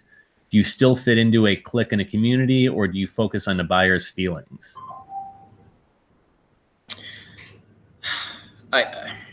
Does he mean, would you guess he means like if you're running ads for your own services or if you're running ads for a business? Yeah, you know, I guess that would probably really depend. Daru, if you're still in, feel free to drop some more clarification. But yeah, I suppose that would really depend on the business and the offer and a lot of other factors. Yeah. Let's see, Kevin, the window cleaner, as a one-man opinion, what should I focus on when writing? Getting to look at my description of, okay, so I think this is a good one. So Kevin the window cleaner is a buddy of mine. He has a window cleaning service. He started doing window cleaning, and more recently he started a channel kind of about kind of niche, or I should say small batch kind of craft beers, and also like local coffee roasters who roast their own beans in-house. So I guess for either one of those examples, do you have any tips or advice for YouTube titles that are going to grab people's attention?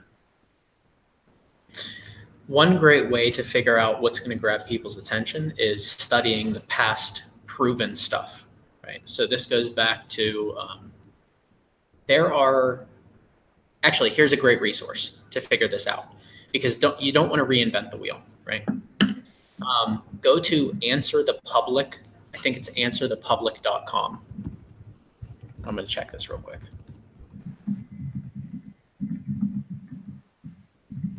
Yeah, okay. So it's answerthepublic.com, and what you want to do is you just type in a keyword, and what it will show you is, so like, for example, let's type in coffee into the keyword. What it does is it scours, Google searches. I think it scours like a whole bunch of other other browsers too. But for example, now it's showing me under the keyword coffee. Nope, I think you there, buddy? Am I here? Do you hear me? I can hear you. Can you hear me? Okay, you know what? We cut out for about, I don't know, 20, 30 seconds there. Oh, sorry about that. Okay, so Answer the Public, answerthepublic.com is a good resource. It will show you actual things that people are searching for. Okay. And when you can make headlines directly correlated to what people are searching for, you're obviously going to get more traffic to your video. You know what, to piggyback on that, something I like to do when I'm making videos is both YouTube and Google have that awesome autofill feature. So if I type in drop shipping, it's going to kind of autofill how to get started drop shipping or drop shipping on Shopify. So I like to use that for both keywords and then, like you said, inspiration. And kind of piggybacking off that for Kevin, one thing that I find really helpful and that I've done pretty well with it is trying to anticipate people's questions, I guess. So a lot of times the way that I get ideas for content on this channel or others is going to sites like Quora and Reddit and literally just making videos based on topics that people are asking, and that's getting searched a ton. Yeah, things that people are upvoting, right? That if something in a niche subreddit has like 2,000 upvotes and it's the #1 trending, then obviously it's something that's interesting and in demand to the clients. So make something about it. Ben Davis, I'm joining a little late, so you may have covered, but where can you go to find clients who need copywritten letters? I know earlier we kind of talked about ClickBank and JVZoo. I mean, I suppose you kind of cold email some of those companies. Do you have any other suggestions for where somebody might be able to find people who are kind of struggling in that area or to find good potential clients? Yeah, join some Facebook groups, right? So like, what's the Russell Brunson's company, ClickFunnels, right? Like ClickFunnels has this whole group of people that are interested in online business, and a lot of the time their copy just kind of flat out sucks. So if you can kind of go into these Facebook groups and provide value, and again, you don't have to be an expert, you just have to be better than what they are, right? To be seen as the expert. And go in with the intention of providing value and just teaching, like, hey, this is what I've been learning about copy. Like, people will come out of the woodworks asking for your help. And that's a great way to start getting some clients, is just by being active and participating in business-oriented Facebook groups or niche-related Facebook groups. One thing, Daru added a little bit more clarification. One thing I kind of wanted to circle back to, and it was something that you had mentioned earlier, just for anybody who's looking to get into this and might be intimidated by certain aspects. I like what you said about simplicity. And I know Ben Settle seems to be kind of among the same mindset. And I, for the longest time, kind of shied away from email because I saw things like email marketing. I saw things like ClickFunnels. I saw Alex Becker's thing. I saw all these softwares where it's like, hey guys, okay, so we're going to get them in here, and then they're going to come here, and we're going to go over here, and then we're going to send them a wolf mug, and they got all these maps drawn. And I'm like, I want no part of that. And it really can be as simple as just like writing a fucking simple text-based email, right? So like, don't be scared off that you don't know how to have 12 autoresponders going for 6 different projects. And like, this really can be broken down as simple as sending an email to your list, and it can be effective and profitable that way.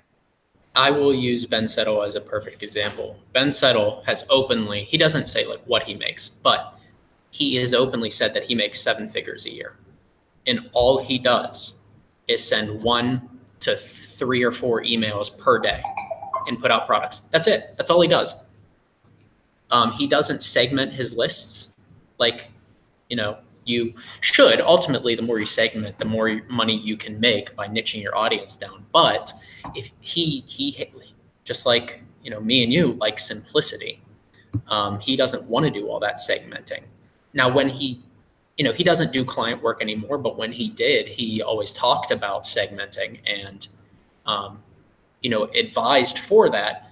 But if you're running your own business, like, you can literally just offer a lead magnet, offer something that's of value to somebody, which I'll pitch here in a minute for my own, and then get them on an email list and just send them an email, one a day or 2 or 3 times a week, just talking about a story, giving some sort of value. Stories are inherently value, so don't think that you have to be giving away content all the time. And then just have a simple call to action, like, hey, if you're interested in buying my coffee beans, just click this link, whatever it is. And one thing, just to kind of chime in on segmenting, because for the longest time, email marketing was really kind of overwhelming to me and stuff like that. But when he talks about segmenting, for example, those of you guys who watch my channel, if I were to build an email list, some of you guys come here for Shopify stuff. Some of you guys come here for Amazon merch stuff. So basically, I would have specific email lists for each thing, and you're only going to get the Shopify stuff if you don't follow me about the merch stuff, and you're only going to. So that's kind of what he was talking about, segmenting. I saw you waving to somebody, so let's just somebody that I know in the apartment. Oh, okay. So I think we'll have to do this again sometime. This was I thought this interview was packed with content. I'm almost tempted to turn this into an audio file and start selling it for $1,100 on Gumroad or something like that. I think we've kind of covered everything there is about copywriting, and I think this will lead to some other questions. So I'd love to have you back I'll write on the sales letter for it. To talk, right? I'd love to have you back on to kind of hash over some of this stuff. And again, but tell people your website that's dropping, and then I'll get some links and stuff after. But if people want to follow an email list from you, want to check out more of your stuff, I don't know if you have any plans on starting a YouTube channel, go right ahead. Yeah, so I am going to be building my own email list of people who are interested in copywriting to kind of follow along. Now, I'm going to put a big disclaimer out here. I'm not some internet guru, and I'm not trying to be. I'm not going to be creating my own products anytime soon. I'm not going to be selling my own stuff. Like, that's just not what I'm in the game for. I'm in the game to be, a good sales letter writer.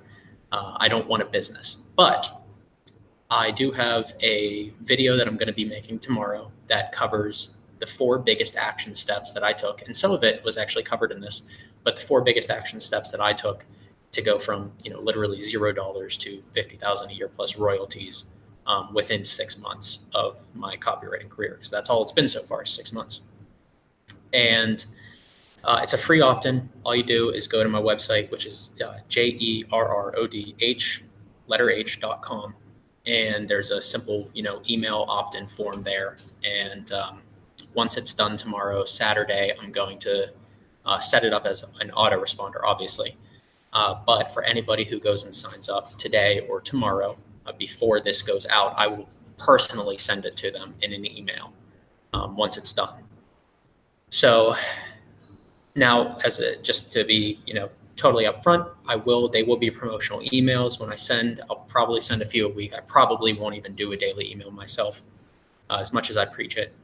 But there will be offers to maybe courses that my mentor puts out, or different paid communities that exist, things that I feel will benefit somebody if they take that offer up. And, honestly, I'll get an affiliate commission from it, but it's more about just kind of having people follow along on my journey and seeing where I'm going, what I'm doing. And then if they choose to get on certain offers, that's up to them. If not, totally cool with me. Okay, then one other thing I just kind of wanted to mention before we cut out here, and it's something I kind of meant to hit in the interview, and maybe we'll have you back on again to talk about this again. But you see a lot of people who either are having success or claim to be having success online, and I'm kind of a natural skeptic, so I think most people are kind of on bullshit, and most of the time they are. But one really cool thing to see with you is, like I said, like I met Jared when he was probably earlier on in getting interested about this stuff. I saw him kind of practicing it. he would tell me, you know, I spent 2 hours last night, you know, working on this thing or working on that thing or writing. And then literally we kind of lost touch for, I don't know, maybe a month or 2 or 3. And then like next time I talked to you, you were landing pretty high paying clients and you were doing this full time. So, I mean, if you put into work, people do wind up doing, you know, having their dream jobs and making money and kind of doing everything else. So it's been awesome to kind of watch from the sidelines. And, you know, here's an example that I can vouch for in terms of somebody I've actually seen doing it. So I think that's like super cool. It's been a whirlwind, that's for sure. Okay, excellent. Well, check out Jared's website again. If you're watching this now, as soon as everything finishes rendering, I'm going to go ahead and post links. And when we'll have to have Jared on again sometime. I think this is one of the most informational interviews we've had so far, just in terms of being jam-packed with kind of actionable steps and kind of how to go about doing something. So thank you very much for coming on, Jared. Hey, thanks for having me, man. It was really awesome. I really enjoyed it. Everyone who's watching, guys, thank you so much. We appreciate you you guys hanging with us here. And we'll have to do this again sometime. All you guys have a great day. See you later, man.